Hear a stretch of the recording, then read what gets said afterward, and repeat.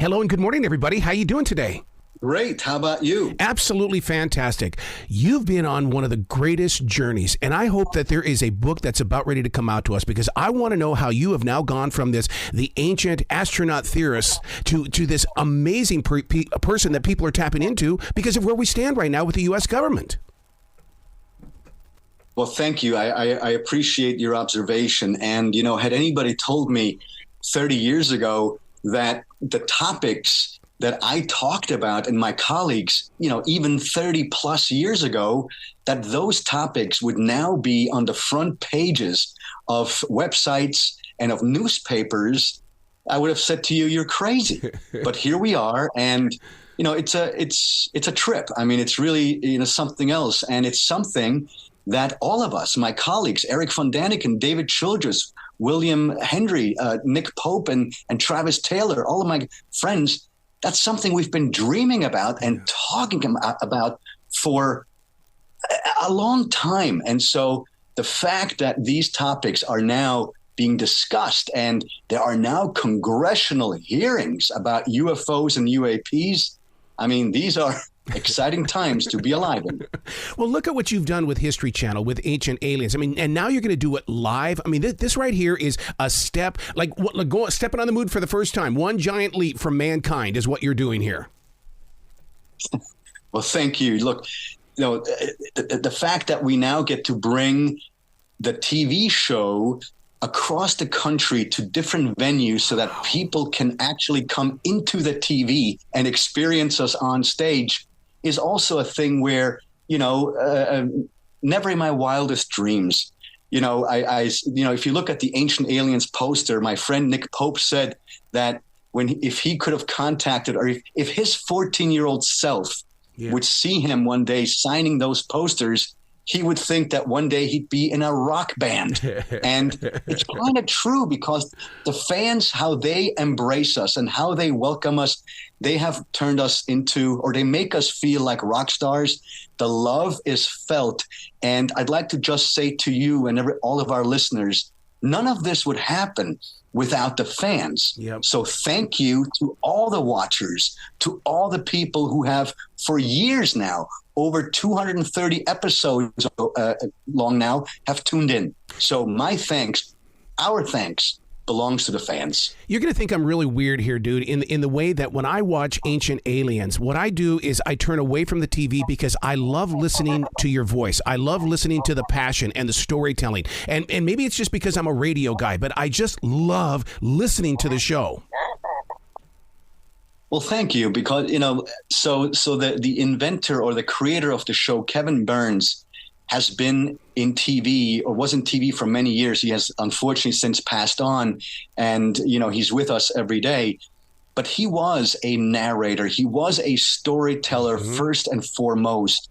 And, it's been now 2 years that Kevin has since gone. But the fact that we've kept up the storytelling on Ancient Aliens just illustrates that the continuation team that is in charge now, all of whom have been trained by Kevin Burns, are doing as good of a job, and if I may say so, an almost better job, because, there are now new episodes that we've done without Kevin, and the fans appear to be as happy as they were before. So, I'm really proud of the team that we're having over at Prometheus and at A&E, that we continue to put out these episodes that fans seem to love as much as they did on day one. So I have to pinch myself almost every day. Well, as a fan, we all get into theories. We all love diving deep into those, and really going into the dark spaces. But when the theory becomes physical fact, what is that like for you? Because you're going to receive it before we get it. Yeah, no, that's the one thing about what sets this theory apart, the Ancient Astronaut Theory, that, of course, it's theory, it's speculation, it's talking about certain things. I understand that. However, there are certain things that cannot be put away or explained away. And that is, for example, the stones at Pumapunku.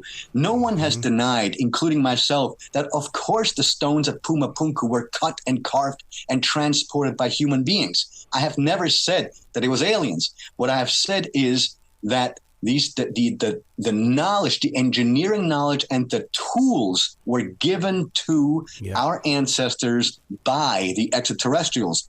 But the extraterrestrials never dirtied their hands. I don't think they ever got sweaty. And so, when you have andesite blocks that today in 2023, in order to cut andesite blocks, we use gigantic saws, or we use water jets, or we use, zirconium plated saws, circular saws, then you have to ask the question, well, how was that done? And the conventional answer that it was done with, copper tools, I'm sorry, that is wishful thinking, because you cannot cut andesite with copper. And anyone who wants to argue that, run for the hills. It's over. It's done.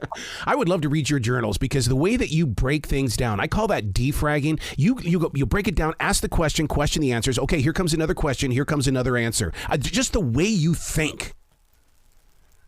Well, and then you have the question of transportation at Pumapunku. They always say, those 75-ton blocks were moved with wooden rollers. Okay, great, fantastic, great answer. But the reality of it is, at Pumapunku, you're at an altitude of almost 13,000 feet. And that plateau, that's why it's called the Andean High Plateau, has a circumference of about 1,000 miles. So we are so 13,000 feet. Which means there never were any trees at that altitude, because you're above the natural timberline. Where are the trunks? So, did they travel 800 miles to cut down a forest to bring up those wooden rollers? So all I'm saying is that the questions or the answers that we are given, some make sense, but not all of them. Wow.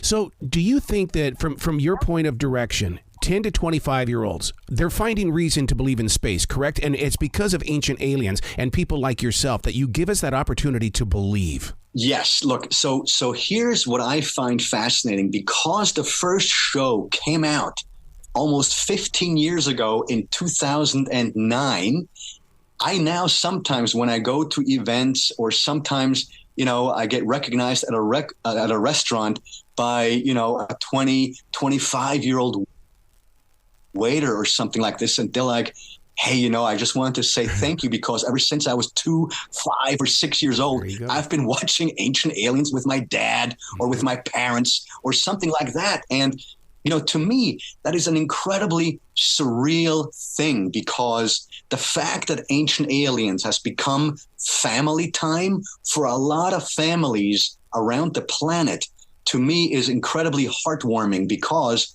not only does it illustrate that we've struck a chord with audiences across the planet, but also that this chord is something that the entire family is interested in. And the fact of the matter is, who is not interested in the origin of how it all began? And also, where are we going? I mean, these are timeless questions.